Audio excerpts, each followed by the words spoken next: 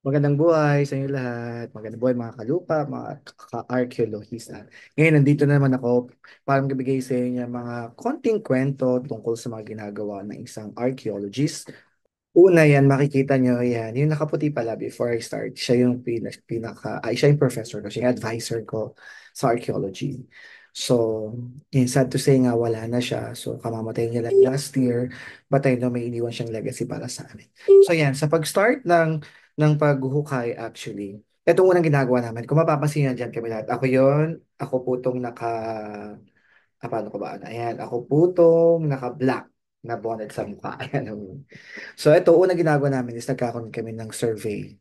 Yan, sa picture ako yan. So ayan, titignan ko. Lahat kami pinasubok dyan kasi isa to sa part ng subject namin sa archaeology na titignan namin at susukatin namin ang sarili namin kung gaano ba kalayo yung distance. So importante yan. So lahat kami makakatry niyan. So napakamahal na aparatos niyan.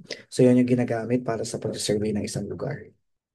Ayan, once na nagkaroon na ng survey at nabigyan na kami ng datum point, so bibigyan na kami ng bawat trenches. Yung trenches, yun yung hinukay namin yan. Kung mapapansin nyo, ako yung nakatayo na yan. So, yan yung trench ko na hinukay ko. Sa mga susunod na mga videos ko, papakita ko kung ano yung itsura ng trench ko dyan.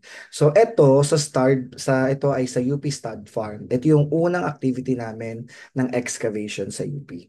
Ito nga pala ang ilang sa mga artifacts na na-discover ng mga professor namin sa UP before pa. So yan kung mapapansin nyo, Manonggol jar, meron dyan.